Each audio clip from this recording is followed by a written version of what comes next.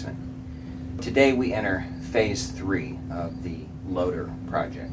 Oftentimes when you attach a loader to a tractor, you attach it to what's called a subframe. And the basic idea is that the frame of the tractor is not designed to support the extra weight of a loader. The weight, the forces, the twisting.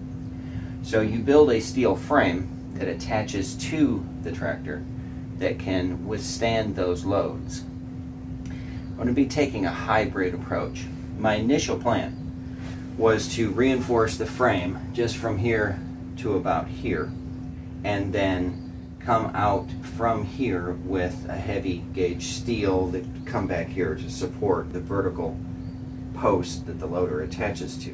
I've changed my mind a little bit, and the reason is that I can make a very simple, it'll take a little time to perform, but a very simple modification to the tractor itself, and then the tractor frame itself will be ready to take the forces of a loader. And that is this. This tractor is built with just these twin steel frame rails running the length of it. These are about 80 thousandths thick, and they're 3.5 inches high. They're plenty to take the forces that the tractor was designed for. We need something a lot beefier. So I'm going to sister a steel rail onto this entire frame rail, the entire length of the tractor, beginning at the very front, out in front of the axle, and running all the way to the rear where this rear transaxle bolts to this frame rail. I'm going to be using 1/4 inch web, 4-inch angle iron. Now currently the angle iron is 4x4. You know, this member turns underneath here, right, and stops at about that thick. I'm going to be cutting that 4x4 angle iron down so that it has the same turn under to meet this original inside depth. And so this new piece of steel will run the full length of the tractor and will be joined to the existing steel by a series of, I'll drill 1/2-inch holes in a diamond pattern, single hole, double hole, single hole, double hole, and then weld fill that hole so that it will have the effect of as being bolted to the original frame, but it'll be a permanent change. It won't add a lot of weight to the tractor, something like 30-35 pounds. It won't add a lot of bulk. The only evidence that it's even there will be an extra 1/4 inch thickness of steel right here, and then a little bit of an extra height here. But you won't perceive that it has extra height because when you see the frame rail, that's just how high the frame rail will be. So, in order to pin the entire length of this, there are a couple caveats. Number one, beginning from here forward, it can't have any underneath portion. There's a heavy bracket here that's bracing against the hydraulic lift cylinder. Of course, this whole activity here is, there's no way to turn and get underneath this.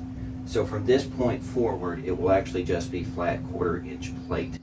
And then there's a couple points along the length of it that have to be dealt with individually that will take some special treatment. This piece is bolted up from underneath.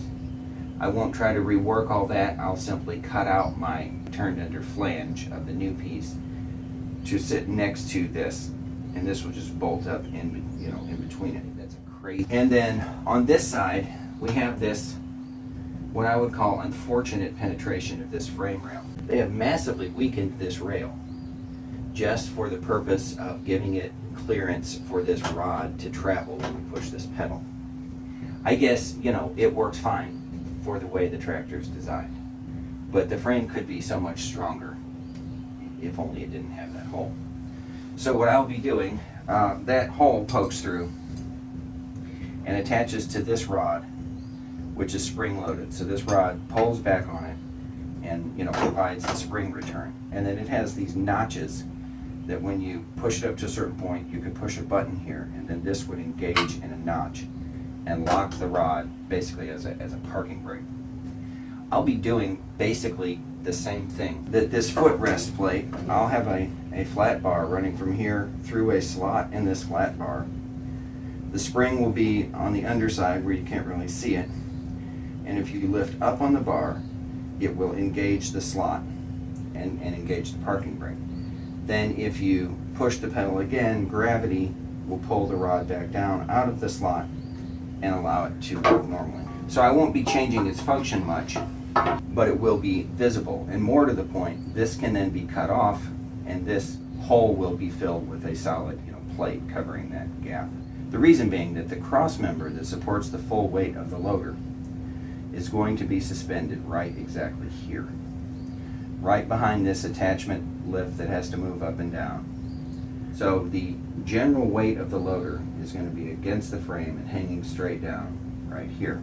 Now, we want the frame to have enough integrity and stiffness to not be damaged over time by the forces that this loader is going to bring. And I'm convinced that tripling the thickness of this frame rail and removing some of these things like these penetrations and giving it more structural integrity is going to be an adequate solution. Having said all that, on this side we have this penetration to deal with, and everything else I just have to very carefully measure and lay out my bolt holes so that when I'm done, the accessories and everything can bolt back through the new plate that I've installed.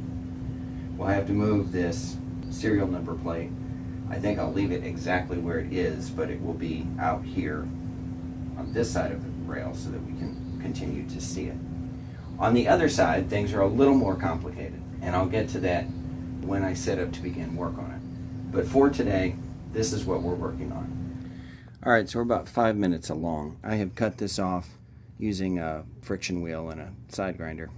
And then I've drilled through here with a little bitty bit. I think it's 5/64. So the basic idea is that this rod, or one like it, will go on here and will be captured in this slot by a washer and then a cotter key. And so it can't move left or right because of the washers.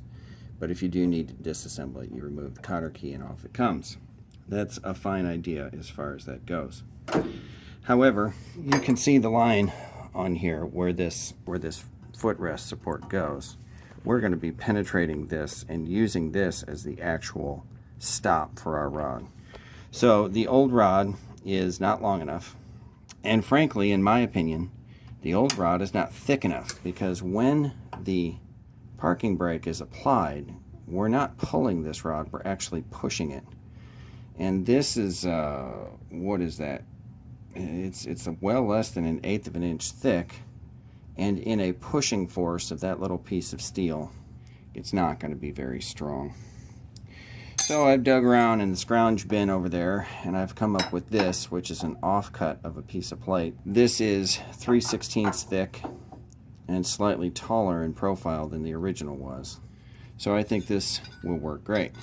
So I have to determine a full length for it between the pivot hole and the spring grab in the back, and I have to cut a cog into it. And the basic idea is that under standard use, gravity will keep it from engaging in the upper part of the slot. But when I pull a lever, flip a lever, I haven't decided, but something will cause this thing to kind of counteract gravity and go up and grab the slot. Once it has grabbed, the spring pressure will keep it from dropping back down, because the cog will be caught in the slot. So all we have to do here, we'll clean this end up, round this off, drill it out 1/2 inch where it can go on there, and then decide our full length and where the cog ought to be cut into it.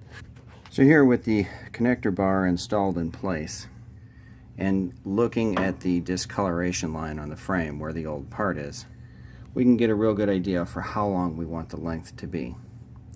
So I will push the pedal all the way and then cut this part off about 1 inch past its theoretical end of travel and drill it for the spring.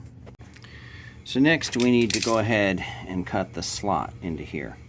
So to do that, we really need to know two things. We need to know what is the relative height of the slot from this point, which matches this point, and then we need to know the travel outward from this point to the slot. And what we have to remember is that this face is going to move a 1/4 inch this way. This is about to get a 1/4 inch thicker. So we can measure from the face to the center of this linkage rod, and then we have to subtract a 1/4 inch away from it because this is going to move in this direction. So it's clearly not going to be quite perfectly level, because the closer to level it is, the closer it gets to the very top, and that gets to be unworkable at the very top. So we're going to have just a little bit of downhill travel, and I will make a judgment measurement of where the top of the slot should be, and then I'll measure from this face to the center of this rod for where the slot ought to be located. So here I have laid out the desired slot onto this piece of sheet metal. It's the same center distance that the rod is currently resting, but a 1/4 inch that way. And then I decided to move about 50 thousandths farther down than I would have, just because we're beginning to interfere with this curve. Now, I'm sure that some of you are asking yourselves, how are you going to accurately cut that slot where it doesn't look just ridiculous? And I've been asking myself the same thing. So what we're going to do is cheat. And this is the offcut from that piece of rod. And I'm going to clean this up real nice, mount it in the milling machine, cut a perfect slot in it, and then this piece is going to surface mount right to that point. So then the slot underneath doesn't have to be perfect. This will be clean and nice looking, and it will serve to reinforce the area, because we're going to be putting pressure on a piece that was really just designed to be aesthetic, or a little bit of utilitarian, that you can step on it, but this is not intended to have great forces exerted. Then this will tend to spread that load out.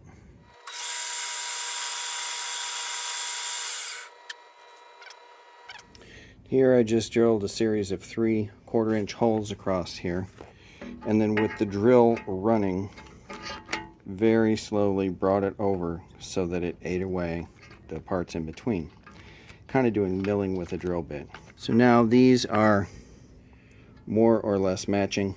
I'll clean up this under hole with a carbide bit in the Dremel. Alright, so here is its normal travel in the slot. So all we have to do now is cut some cogs on there so that this can be locked at its ultimate point of travel. So I will just reach down and scribe right there on this piece, scribe the shape of a cog, and when cut out, then you'll be able to stretch it to its max and then lift up a little bit, and that cog will engage right here and lock it. Then I will determine some kind of a easy way to actuate it without having to lean over. Thinking some kind of a lever from underneath or something. Perhaps I could put a trip button here with a fulcrum underneath, and when you push down here, it will lift up on that and cause it to engage. That seems like a reasonable approach. Alright, so the cog thing seems to work fine. If I give it a little up pressure here and activate the pedal with my arm, there it's locked. As soon as I hit the pedal again, we're back to normal travel. So there it is. I just bolted a bracket on to hold the other end of that spring, and shot a little coat of paint on it just so I don't have to tear it apart later. The bracket just is attached with 1032 countersunk screws down through this plate, and then if you just hit the pedal, it releases, and then all we need now is a mechanism to lift up on this lever when we choose to, with the pedal going forward. And for that, I think I've had a bit of an epiphany, and what we're going to do is we're going to build, that's pivoted right here, a little side pedal that'll sit about right here, that'll say, I don't know, park or something on it, and will be pivoted here and have a lever that comes back to about here with a spring between the lever and this arm. And so if you put your foot to the right and push on the park lever, push down. It'll stop against this rubber after just, a little bit of travel, but it'll apply that spring pressure. So as you continue to push down with your foot, it will lift that lever in place. So choosing to set the parking brake will simply be a choice of, do you hit the normal brake or do you scoot your foot over and hit the parking brake? If it works the way I expect, I think it'll actually be a meaningful improvement over the factory configuration. Like everybody, I keep an assortment of springs that have been removed from things that I've worked on, because you never know when they're going to come in handy later. A lot of these are compression springs. That's not going to do me any good. Compression spring, not nearly strong enough. But looking in the bucket, I find this one and this one. We'll carry these over, but I'm pretty sure one of these is going to be just the ticket. So whenever you're creating something that is essentially brand new, it helps to use something like cardstock to kind of build a rough prototype of what you think you have in your mind and confirm if it works, and to some degree give you a template from which to begin. And what I can see here, the basics of my idea are pretty good. I can see that piece of material is extra, and then based on the way that this connects, so I looked at using this much smaller spring, but as it is, I think I will go with this one. Once I get this piece created, then I will figure out the exact placing of the hole. This spring should basically return to full retraction just enough for this extra pedal to hit its back travel stop, and then should have about enough movement that when the pedal is moved its full forward travel stop, it just applies decent upward pressure to this rail. I'm going to go create this piece, and then we'll kind of put it in place and see how it's looking. So the constraints of material, as it turns out, this is a piece of plate that I carried home, some scrap, and I can just barely, fit this working piece on here, but I do think it's going to fit. So I will scribe this out on this piece, cut it out on the bandsaw, and then we'll start trying to make some of these bends. Now this bend here, this is where your foot will actually touch this dotted scribe here.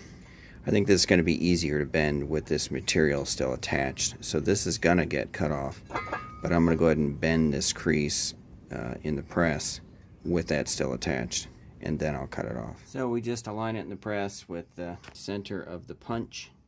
Thank you for the commenter on my video who told me that this part is called a punch. Center the punch on the dotted scribe line and fire in the hole.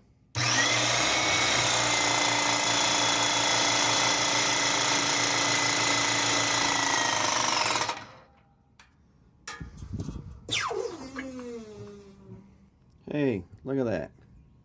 Almost looks like we did that on purpose. So there is the rough cutout straight off the bandsaw with just a little sanding on the sander here. And then I stuck it in the vise, and I've given it a bit of a bend at this point to match the existing pedal. And probably what I will do, once I get it bent the way I want, is I may weld a piece across the fulcrum here, or the bowstring if you will, that will kind of lock that bend in place and help to stiffen the whole thing. The reason I left all this bent metal is to stiffen it. This piece really doesn't need any stiffening because its pull is going to be A, not very strong, and B, absolutely linear. It won't be pulled out of line at all. It will strictly be pulled along this axis. So that piece should be fine. Alright, so I'm closing in. I have the pedal, where it's has the right travel and all those kind of things, but here's what I failed to realize. I envisioned it with the brake in the de-applied position and having this gap right here, but of course at the time that you would actually use the brake is when the pedal is almost fully traveled. So that means that this is the point at which I should have some kind of tension across here and not before. which means that I probably want to use a longer spring. The spring would need to be stretched from here up to there. Alright, I think I figured it out. So what I will do is I will remove this rear stop and make it such that if you don't hit the parking brake, that it will just maintain its more or less stationary position. And then if you do want the parking brake, then when you move this along, then it will apply the upward pressure. Alright, here we have it in a working configuration. I'm very pleased with it. I did end up welding a little flat washer right here to give a clean perpendicular face for this shaft to ride against. Because this bend is here, the shaft wanted to do some wobble. Then this push rod and this washer together come up tight to where that cotter key is at. So it has just a little wiggle, but not much, which, you know, is about right. So here's how it works. If you push this pedal, you just get the brakes. No change there. But if you push down on this pedal, if you put your toe right here, it locks the arm, and now the parking brake is applied. As I say, I think that's a meaningful improvement over stock. You don't have to use your hand, you don't have to bend over, you don't even really have to take your eyes off anything. Just put your left big toe on that lever and press down, and the parking brake is engaged. There is a little mechanism visible. It's a little bit cluttered. It used to be a little more elegant, but it's not in the area that you step through, and I think it'll be fine. For now, that frame penetration has now been dealt with. So other than bolt holes, this whole side is now ready to have a frame rail installed. So moving on to the actual frame rail, I went out to my sawhorses outside and used the metal cutting circular saw to cut out the perimeter, the profile of this piece. It was 4 inches on one leg, which was fine, but then this leg was, I think, 3 inches, and I had to cut it down to 1 7/8 inches to match the depth of the existing rail. Or maybe it's 1 5/8 inches, I forget, but whatever this distance is, it matches the cutover of the existing rail. Then I had to, this would be at the front, so this has to be cut out completely, because up there it just needs to be flat plate. And at this point is the cutout for where the lift and brake pedal shaft travels transversely. So that shaft travels right here. Had to provide this relief for the shaft, and then the flange that bolts them on has to be cut out like this. And then lastly, the most accurate point that I can measure from is actually the rear flange, because it's a nice straight cut, and I can just, you know, pull a tape measure from that point. So I went through and measured from the rear flange to the center line of each of the bolt holes that need to be drilled in the frame, and then laid out the length location of each of the holes that need to be drilled. Then I took a piece of this same material and held it in place on the frame and simply marked the height of the center line of each of the holes. So then I was able to just take my caliper and go through and scribe a sideways line at each point. And then from there, I have center punched it and circled it just so I can find it. Now I'll go through and drill each of these with a 1/8 bit in a hand drill, which will kind of act as a pilot hole. And then I'll flip it face down and then go through on the drill press with the appropriate finish size. Having gotten all the holes drilled, I went through and laid out the necessary notches. This is for the pass-through for the steering tie rod. This is for the yoke area above the axle. This is the 1-inch shaft that will be sticking out. And these are through welding holes that correspond to these places where the old plate and the old welding is a little bit proud. I'm going to flap disc these down, but because these are key strength points, I wanted to be sure that I weld tied directly to them. So I drilled a couple 5/8 holes, one here and one there, and that way when this plate comes in here, of course we'll weld all around here, we'll weld here and here, And that will be sure that my new plate is very well married to the existing heavier structure, not just this C-channel. Before I install it, I will go through and drill a series of half-inch holes, for through welding, just in the plate. On this, I will flap disc the paint off of it, so I've got a clean surface to weld to, and I'll just fill those holes up with weld, and it will serve to, bond the new plate to the old all the way down the line. So I'm ready to try fit it for the first time. I need to remove that bolt down there, and then I need to release the brackets that are holding this in place and let this drop down a little bit so that I can fit my my new piece in around it. It'll bolt right back up into place, no modification, but I can't get my new piece in with this in place. So let's give that a shot and see how it goes. And here we have the trial fit up. 4 out of the 5 bolt holes are fine. The 1-inch hole for the bar is fine. I can't tell yet if this clearance for this shaft, if that's fine or not. So I'm going to go grab a jack to stabilize it in place and then find out if I need more clearance. And then I realized that I need more clearance here for this traverse rod. This traverse rod controls the high-low range of the transaxle, and we're hitting the plate right here. So I've marked this plate to be scooped out around there. And one of my holes isn't quite perfect. I need to hit it with a burr and spread the hole that way about 1/16 of an inch. I'll make those 2 changes. I will go ahead and do my diamond pattern drilling of 1/2-inch holes down the length of it. And this thing is nearly ready to install. And here it is with the final adjustments made, all the holes drilled, ready for final fitting. You'll note that all of these stress points have been radiused. Here in particular, where I had to notch my way fairly well up into the plate, this spot will be under a decent amount of stress. Got the 1-inch hole drilled and deep beveled so that when I weld it, I'll get a good, deep penetration, a good join from the 1-inch bar to here. And then these are all weld holes. They're 9/16 is what they are. I decided to fudge up from 1/2 an inch and go to 9/16. And here is directly under the motor. I can't go high-low there. I have a real thin frame rail.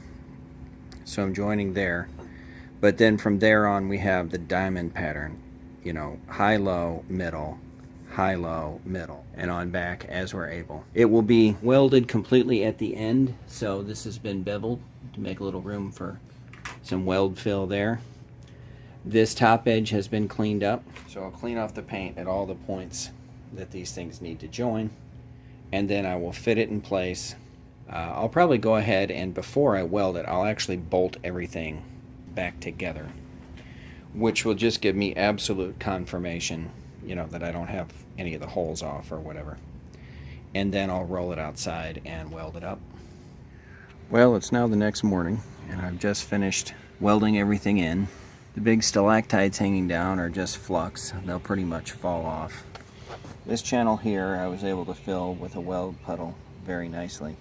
It gives a good join to that channel, but more to the point, it kind of waterproofs most of that top surface. Next I will get these welds cleaned up, get some paint applied on here, and start putting this side all back together. So here are things with a quick coat of paint on them.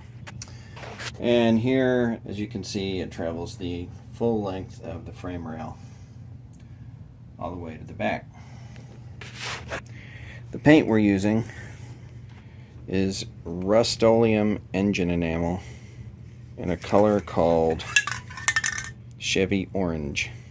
For those of you who have Case or Ingersoll tractors, Rust-Oleum Chevy Orange is an excellent match to Power Red or whatever Ingersoll calls it. Once it's dry, I pretty much, you really can't tell what's been painted and what hasn't. So, side A is complete. I realized I need to not completely reassemble it because I'm going to need this whole assembly off in order to do side B. So there's no time like the present. Let's get started on side B. So coming around to the right side, the process for reinforcing this frame will be the same, except that we have different obstacles to overcome. The first is this steering cylinder support bracket, which has already been modified, but that's going to have to come off so that we can, weld through where it currently is. And then we'll have to create our own bracket to replace it. The tricky part is going to be measuring precisely where it's at. As it turns out, I want to move it about an inch closer to the center line anyway. Probably what I will do is I will set the steering hard left because it currently has a really nice tight left turn, and then make sure that wherever I have this mounted in a hard left scenario that I'm getting that nice tight turn. So anyway, first obstacle is we have to cut this off. This is made tricky by this item, which you may recognize as a gasoline filter. So my fuel filter, my fuel line comes right in here. This is all full of gas. So one of the first things I'm going to do, I'm going to take the steering cylinder off, get it kind of completely up out of the way, and then I'm going to wrap this whole, shroud this whole area with welding blanket. The thing doesn't put out any meaningful fumes. I never smell gas or anything like that. But obviously I don't want hot sparks landing, anywhere immediately on this object. So we'll get that wrapped up in a welding blanket. The next obstacle is this brake assembly. So this is what the brake pedal actually actuates over here.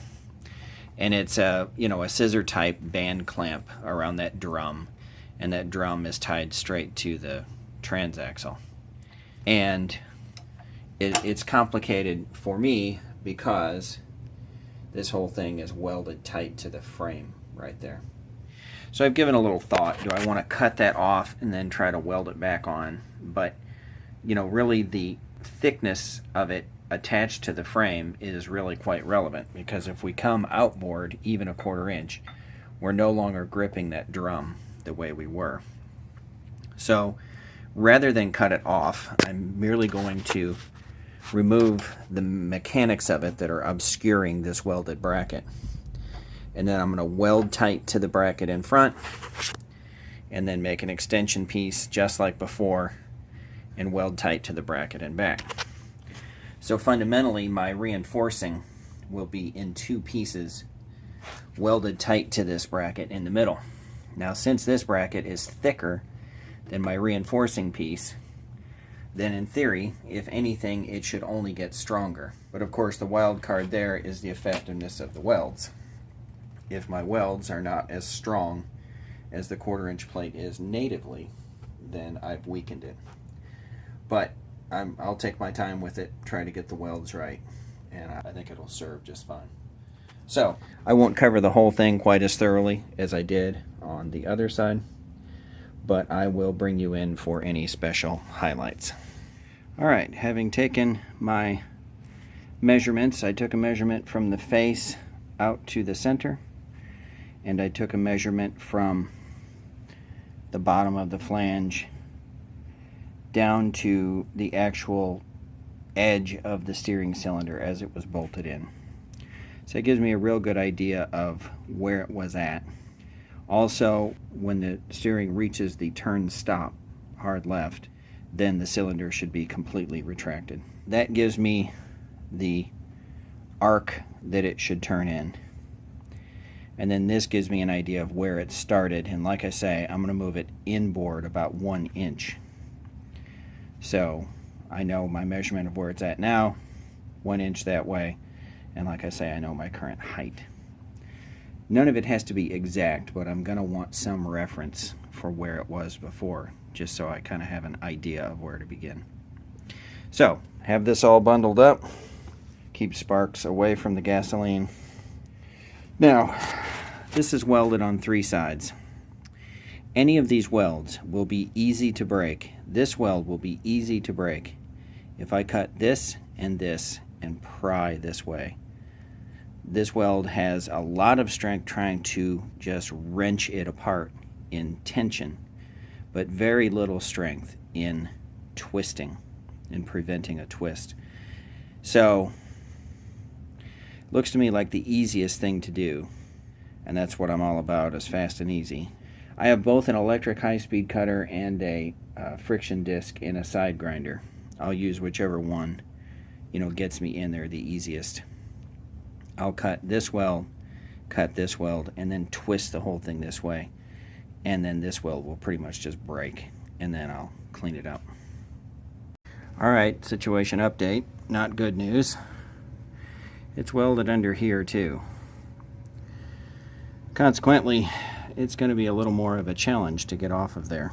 That means that this is the weld. Either I'm going to have to lay up under here and try to grind this away from, laying on my flat on my back, or this is going to be the weld that's going to have to break.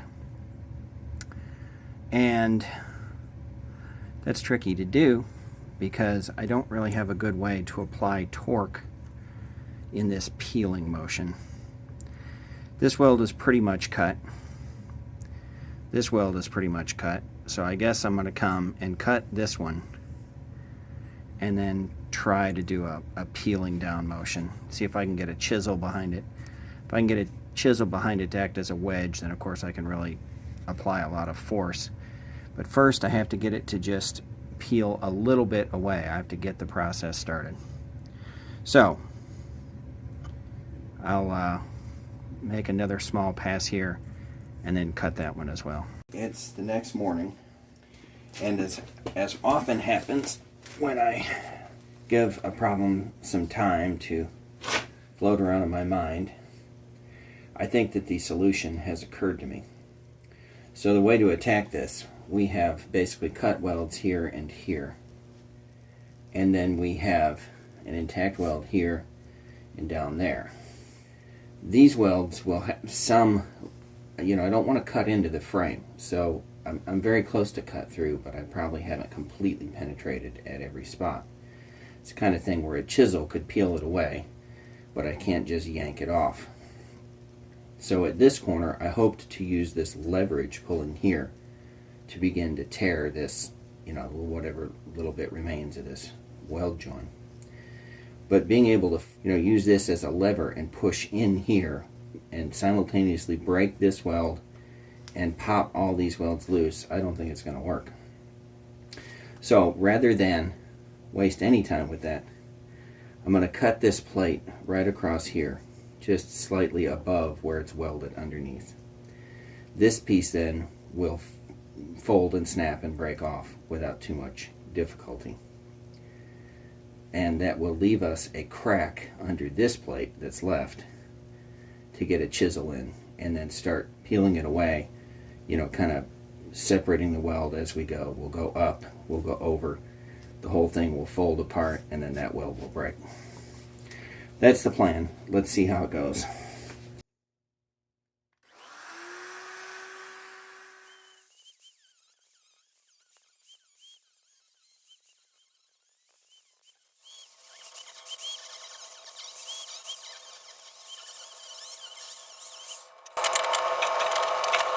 There it goes.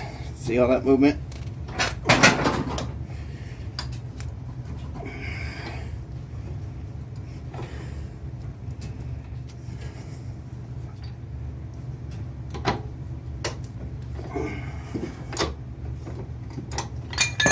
There's step one. Now we'll get a chisel up into here.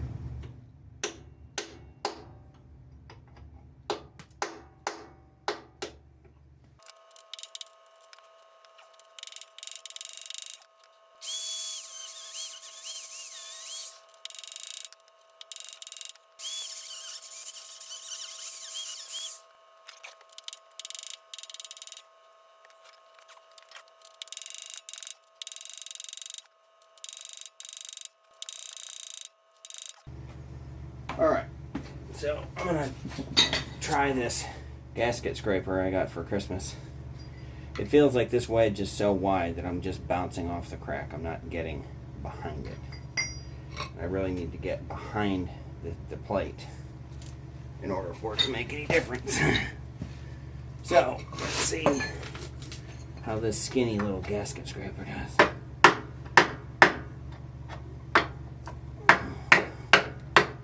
Oh, look at that. Now we're talking.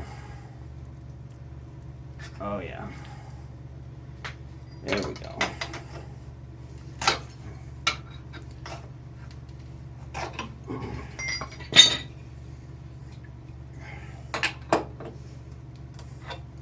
And once you achieve that point, it snaps right off at that weld. So finished it up with the flap disc, and it looks fine.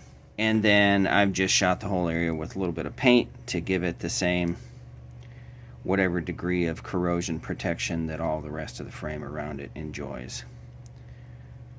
So we will proceed back here with the brake mechanism. Alright, well, it came apart just as easily as I hoped. And what I'm finding is frustrating. So it's going to be very straightforward to add the sister plate to this side, just like we did the other side, and we'll tie it in right here. It's a perfectly nice way to terminate it and make it nice and strong. But from this point back, this final foot of travel, they cut out the original frame. I mean, when they built the tractor, they cut out this channel to put this in, and then they welded in a little 1/8 inch angle extension to take it back to the back. Back here is a heavy flange where the back of the transaxle bolts, and where, incidentally, you bolt on a 3-point hitch. So to be honest, I don't feel very sanguine about the strength from this point back, because I probably will have to rack up, 200, 300, 400 pounds on the 3-point hitch in order to counterbalance the bucket. And I don't want to have any concern that I'm overloading the machine itself. So I don't feel great about this point on back. Having said that, to get into it, I have to remove the seat, remove the seat supports, remove the tank, and then to get this out, I have to get down in the top of the actual gearbox there in the transaxle to release that. And the point is, there isn't a 1/4 inch gap here. If I put 1/4 inch plate here, A, I can't really get to it to weld it, and B, this will currently strike. So I'll have to take that out, mount it in the lathe, and trim a little bit off of it to get it to clear. So I said all that to say that I'm going to postpone that. I'm going to proceed with this side plate reinforcement and carry on with the rest of the project. So on this side, the rail cannot quite be full height because of the oil drain port. In order to access that nut that bolts the engine in, so I need a U-shaped cutout here and here in the top of this rail that I'm putting in. In order to do that cleanly, I decided to do it with the drill press. I measured it. I decided I wanted a 5/8 gap from here to here, 5/8 displacement. So I mounted up a regular hole saw, and I welded this little plate in place. I welded right across where I wanted the pilot bit to go through, because we're right on the boundary. I don't want to cut through the weld using the hole saw. That's going to be hard on the teeth. But drilling through the weld with the pilot is no big deal, because the pilot is basically expendable. So I used the carbide starter drill to get it started in the right place, went through it with the pilot bit, and then just ran the hole saw down through it. So that makes a nice, clean, half-moon notch in this thing. It's by far the fastest and cleanest way. Okay, so we have the new plate all welded in, and before I clean it up and paint it, it's time to do the mount for the steering cylinder. So let's talk about that.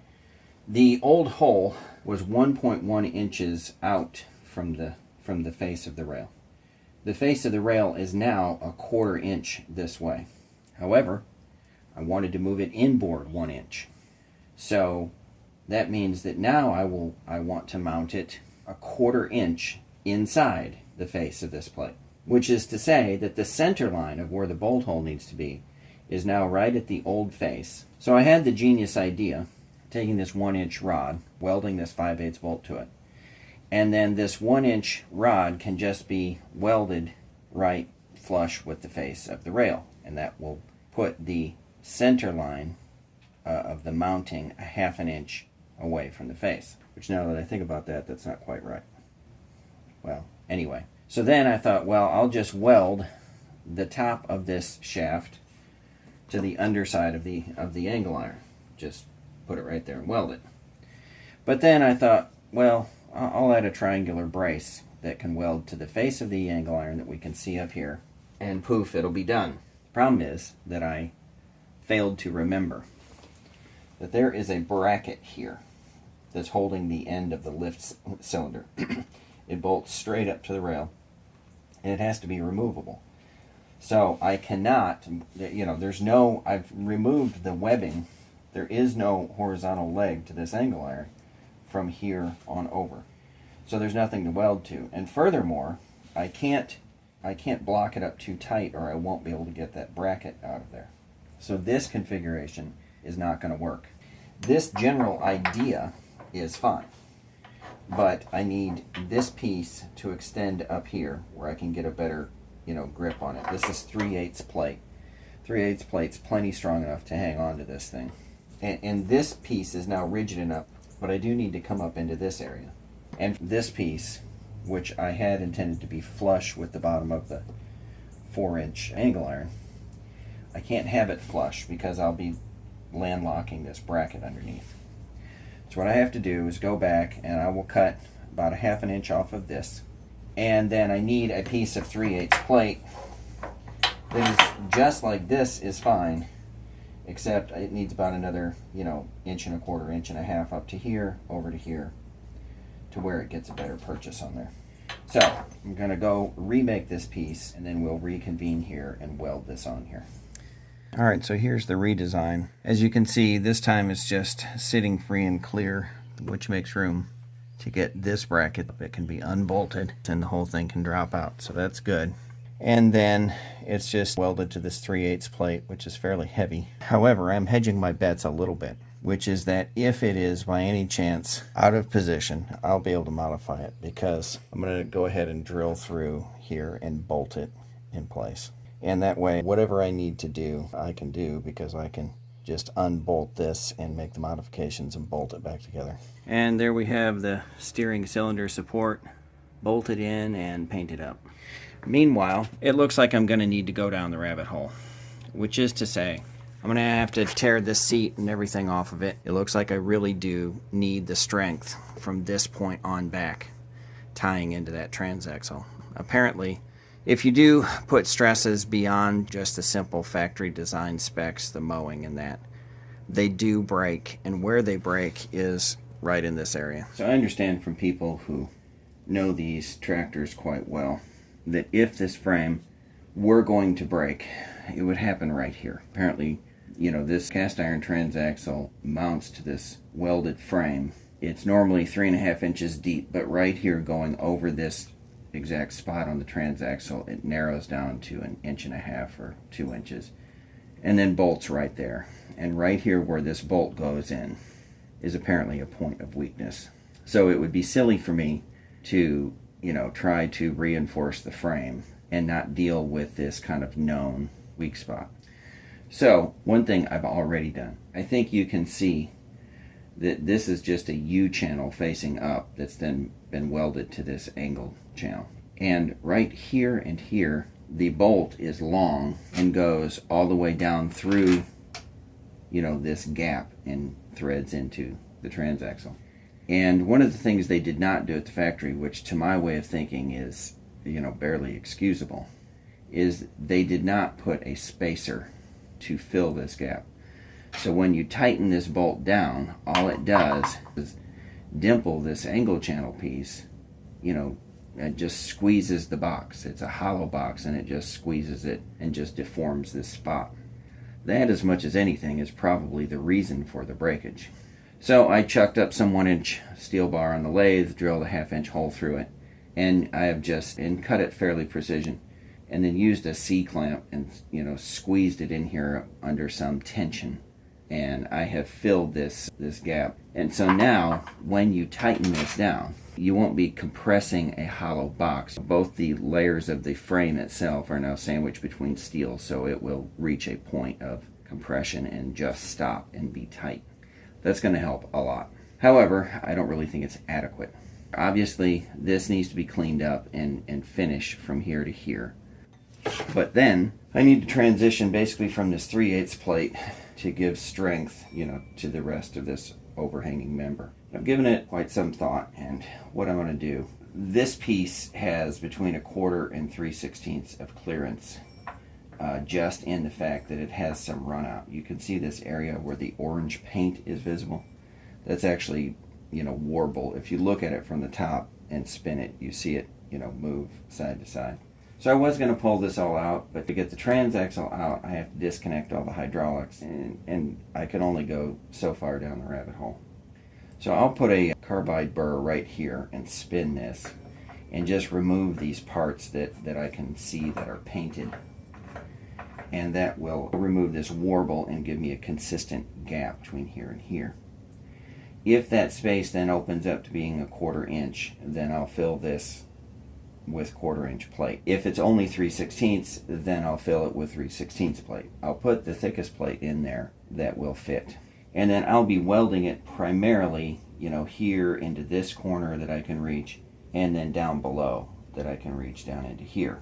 And then I'm going to go ahead and lay some 3/16 plate on top here, up here, all the way to this point, which will be concealed by this shrouding, and then tie in to here.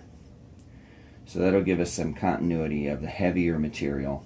And then this side I'll also need to do the same thing so that the seat won't be sitting crooked. So this side doesn't really need the reinforcement, but I just need to leave the height consistent.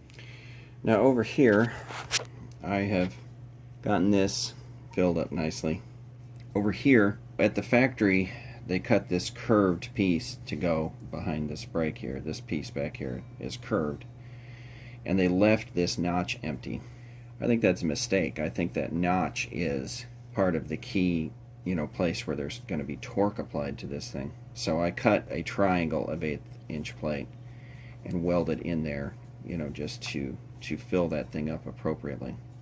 So next we will,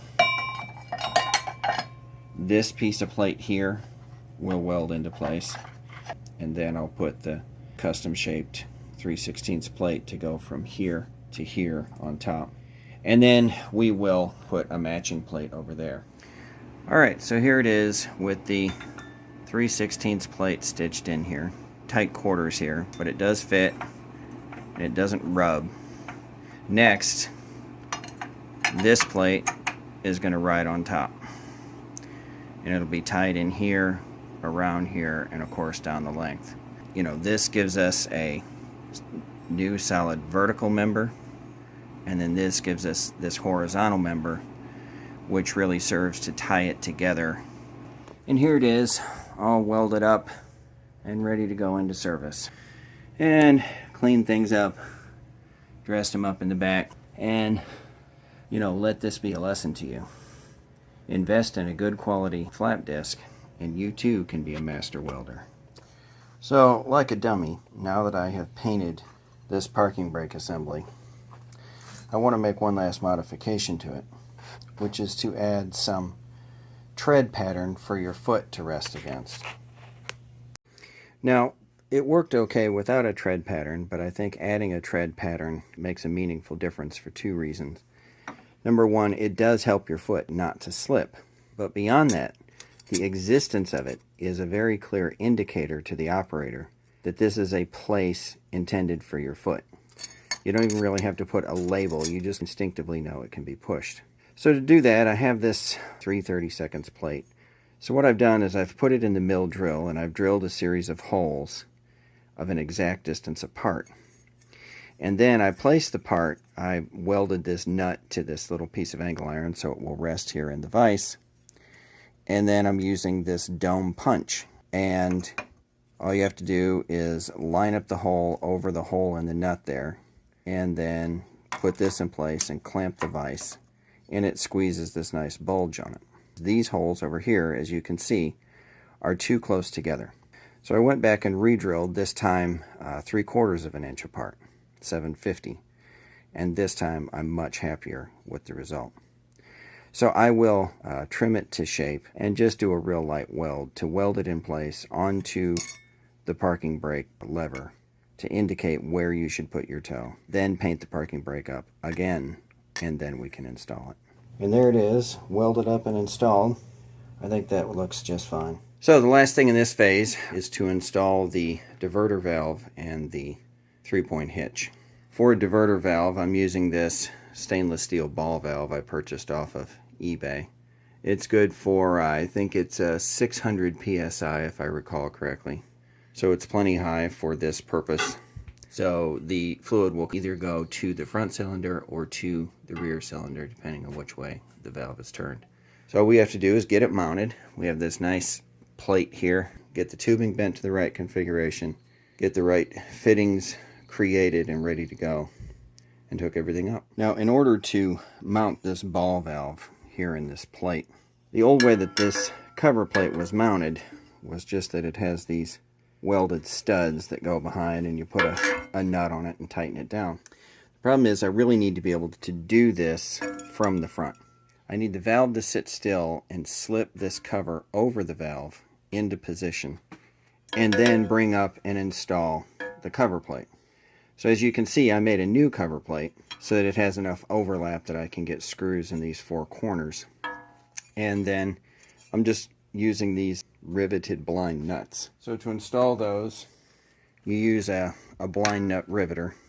It's just like a pop rivet, except that instead of just leaving a permanent connection all at once, you slip this blind nut through the hole and crimp it. And when you crimp it, it squeezes up this little serrated shoulder around the hole and just leaves this nut permanently behind. So once I've done this, I will have 4 1/4-20 nuts, ready to receive this plate that I can just work from the front. Now, as far as mounting the valve, I just took a flat file and I'm filing 4 flats around this neck. So I'll measure these carefully with a caliper, and when I cut my slot in my cover, I will make sure that its depth is such that it's snug across here and that the width of the slot rides real snugly on these. So here we have the valve mounted in the plate, and here we have the back side where we just have the steel tubing bent in such a way when the valve is in position that these 2 tubes drop through right there. So all I have to do now is figure out how far down it needs to come and then turn and then join with the travel control valve. This outlet here will just go to this hose, which is coming straight from the 3-point hydraulic cylinder. And here you have the final view down here. The 2 new metal lines leave the travel valve, leaves this travel valve, goes up to the 3-way, and then this line comes back from the 3-way and just ties straight into the front cylinder.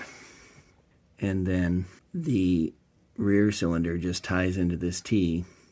So both the cylinders tie into the T of the travel valve so it can go either direction. But the other part of the flow has to go through the selector valve. And from there it either comes back up front or it gets diverted up inside there to the other hose that goes to the rear. So now with everything hooked up and leak tested, this handle is pointing the wrong direction. Sideways is fine, but straight up is not good, especially when I try to raise the seat, it's going to hit the handle. So I want to have the handle point a custom direction, and the way to do that is I first made this blank that will fit the valve, and then this tang engages the 1/4 turn stops. So that will bolt on there, and then I just cut a piece of 1/8 inch steel and put a hole in it big enough that the nut for this thing can still be screwed down. And so now this handle can be installed in any orientation that I want. So what I think I will do is I'll do it in a 45. So here will be front, 45 over there will be the back. And of course the idea is that I'll just weld the handle to the blank. And then we'll put a nice knob on there, something for you to easily grab a hold of. So there it is, welded on the back side. Nice coat of silver paint on there. I was going to weld it on the front side, as you can see, but I realized that was going to occlude the nut, make it difficult to get attached, so I just converted over to the back side. This is a big solid brass knob. We'll get this attached and the valve will be good to go. Well, so far so good. I got everything back together. Everything is leak-free. Everything works as it should. The steering cylinder, when the deck comes fully up, it misses the steering cylinder by a full 1/16 of an inch. If it were less than a 1/16 of an inch, that would be a problem. But a 1/16 of an inch turns out to be fine. The selector valve works like a charm. To the left position like this is the rear. I'll make a template and put here with the same kind of white paint that they used, but this is rear over here. This is front over here. The 3-point hitch works as expected, so that when I need to lift a counterbalance, I can. And finally, working around here, the parking brake works better than I expected. I did have to adjust it a little bit. I shortened up this spring. I took about 3/4 of an inch off of this spring, which gives it more uplifting force when you apply it. It worked in initial testing, but I think especially once there's paint here and this has a little bit of a binding, gave it a little more spring pressure, and that definitely did the trick. So yeah, everything's buttoned back up. I mowed with it today. Everything worked good as expected. So that completes phase 3. Soon we will begin the next phase of actually building out the framework to hold the loader. But until then, thanks for watching.